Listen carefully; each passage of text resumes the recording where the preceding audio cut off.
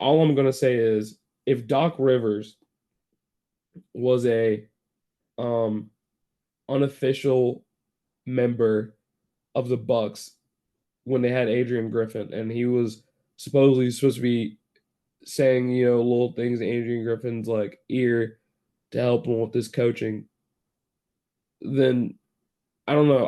I'm just confused on why the Bucks thought this was going to be such a home run hire. And one thing I will say though is Look at his under playoff success too. Adrian Griffin, who Adrian Griffin or Doc,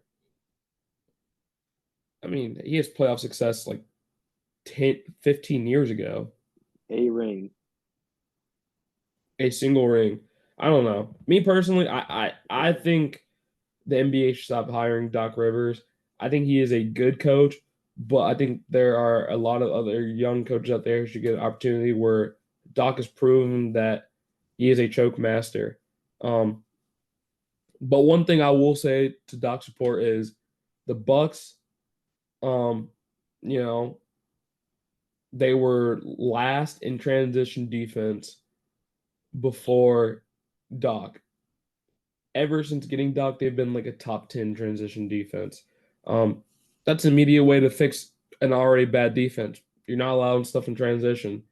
Um, Another one of their big points was with Bud, but then also Adrian Griffin, was they would play a lot of drop coverage with Brooke Lopez. Now they're playing a lot more, hedge. Man, he's right there off the screen, staying with either the guard or the big or whoever it is on the screen instead of, just allowing them to basically just pull up right off the screen because he's so far back.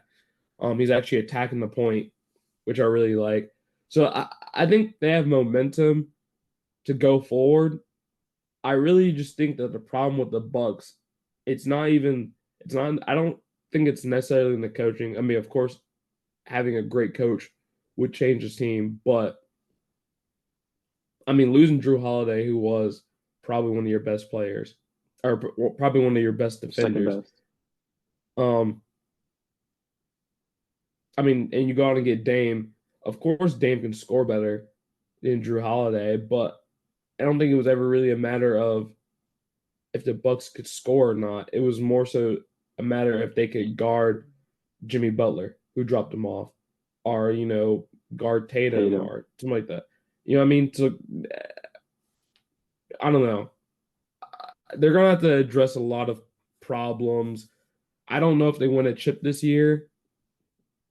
I don't. I mean, of course, going out and getting Dame, your objective every single year with just those two players, Dame and Giannis, should be to win the chip. But I don't know how realistic it is with how bad their defense is. It's trending up, but it's still not good. So I Yeah, don't and know. they just picked up Gallinari, who's not like a great defender, getting They did. old, They up. coming off a coming off an injury as well. I I think it's a good pick for them, but Gallinari's not a defender. He's an Yeah, that's what offensive I'm saying. Like it's a player, fine pick, a but good I one don't at think it's that the guy though. they should have been looking for. If Exactly. anything, Yeah. that's what the I Celtics mean, should have been looking for.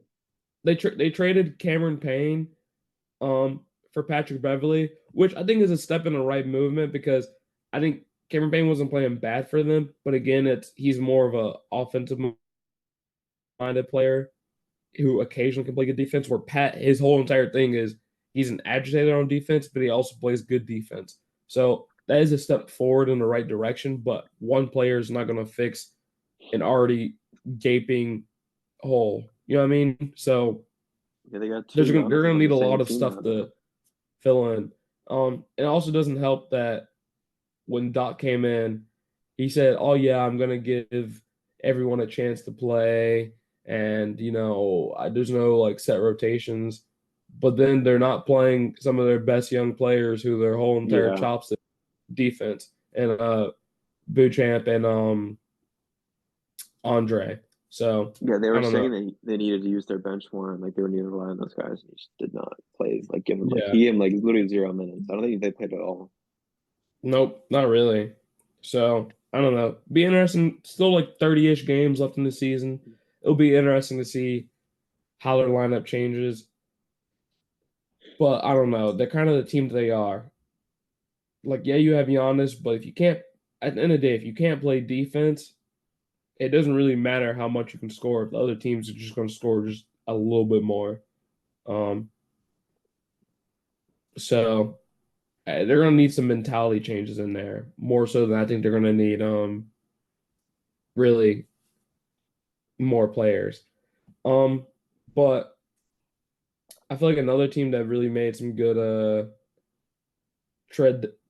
trade deadline moves was the Suns got Royce O'Neal and David Roddy. Royce O'Neal, I like I said, I was a Utah Jazz fan because of Donovan Mitchell, but not even just because of Donovan Mitchell. I really fell in love with that team, um, as like my second favorite team. But Royce Yeah, O'Neal's a dog. He's a pretty good 3-point shooter, and he plays good defense, and he's gonna do all the little glue things that a championship team needs him to do. I definitely think with the Suns, with how they've put the whole entire house on this year, I think going out and getting Royce O'Neal is a great move. But then also David Roddy.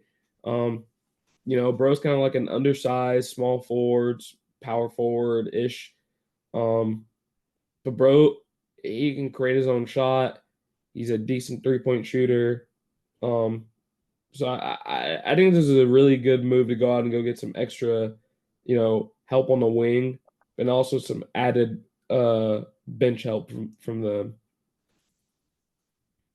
yeah. Which is interesting. No one's really been talking about the Suns moves at all, I feel like. No, but I mean, hey, I think it's one of those moves that goes under the radar because those aren't two really big names, but those are two really big, impactful players for them. Um, it'll be interesting to see how they gel with the team. I mean, I feel like they're both professionals. They're both players who just want to go out there and play. Um, so it'll be nice. It'll be nice to see how this move works. Another team that got just a little bit better and not necessarily a big name as a Timberwolves. They go out and get Monte Morris, incredible, probably one of the best, if not the best, backup point guard in the league. Um, for a while, he led the league in like assist to turnover ratio and like back to back seasons.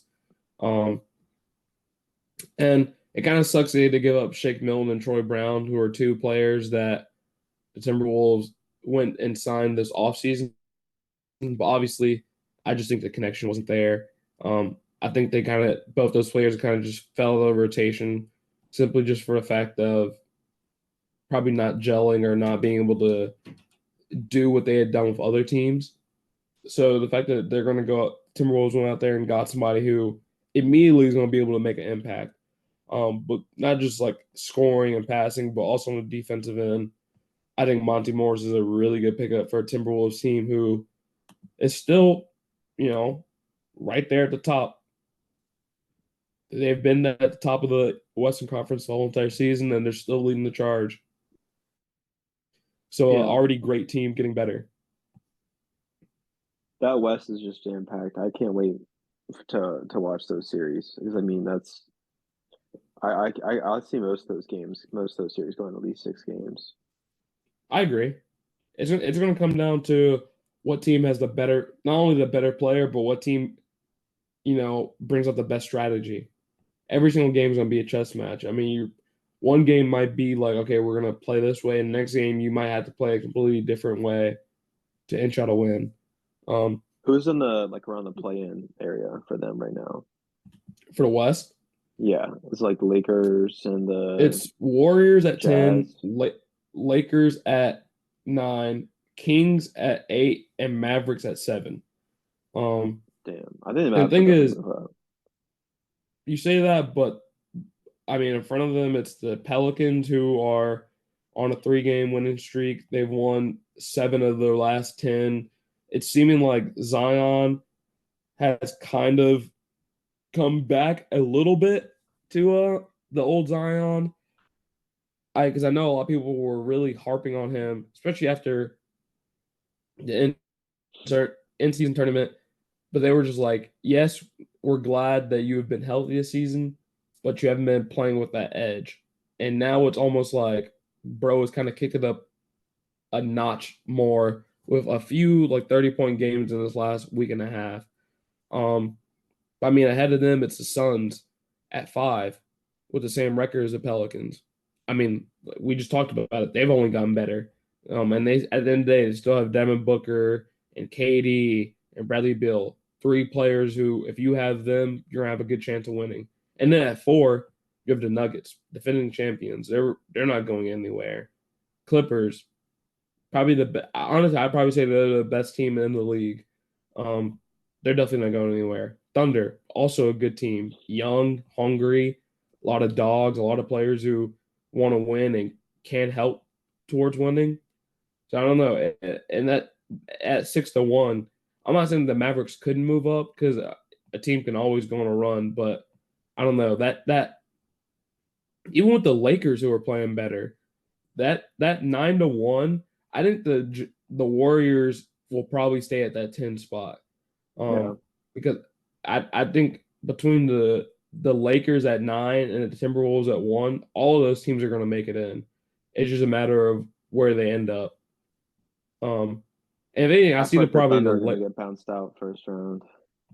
you think so? Interesting. Yeah, Okay, I think the Thunder are legitimate. Honestly, I think not only do they have seven a good games legitimate though. roster, do I think who's legitimate? 7 games legitimate, and in the playoffs Yes. where it's must win. Um, I mean, a decent amount of their team is new, but also some of their core pieces like Lou Dort and They Shy. just got a 40 ball by the Mavs though. That's all right. I mean, it's right before All-Star break. There's still 30 games. One game in regular season does not make me completely change what I think about you as a team. Um, I don't know. I think they really have pieces that all perfectly complement each other. One, but then two, I think they're one of those teams that they want to live up to that moment. Like they really like. I think same with the Timberwolves. They're so young that they just want to make it to the playoffs so they can show everybody what they can be. Um, because I mean, bro, when you're hungry like that, like you just want to go out there and play. I think some of these other teams, like of course the Clippers are going out there and they're doing their thing too, and the Nuggets, but those are older veteran teams. You know, they're thinking just like let's just coast. Of course, we're not going to tank, but we're just going to do whatever it takes for us to get to have one home court advantage, but two, just get to the playoffs healthy. Where the Yeah, Timberwolves and Thunder are just thinking we're going to go out and win every single game and go 100%. And it doesn't matter if we're going to be tired in this back to back. We're just going out there and playing. So I don't know. I'm excited for the Thunder. Of course, if they play a good team and get bounced, I don't think they get bounced first round because they didn't live up to the moment. I think it'd be more so like another team just played better than them. yeah, that's what I'm saying. Like those teams at the bottom are just good. I could also see the Oh Wolves yeah, getting they bounced out in the are. first round. Yeah, I don't know. It'll be interesting to see to see how they are and how they play going forward.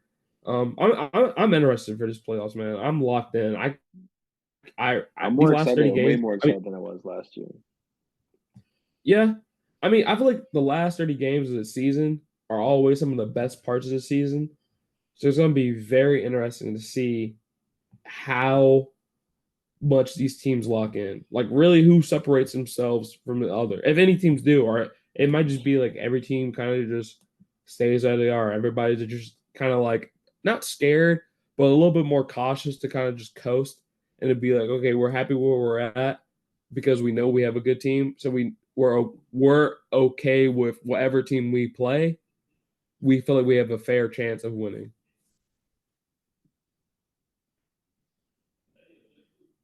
I mean, even the East is pretty good, honestly. Yeah, but it's more like the 4, 5, 6 where like the logjam is versus like the 1, 2, and 3. True. But I mean, even then, I mean, Cavs, a team who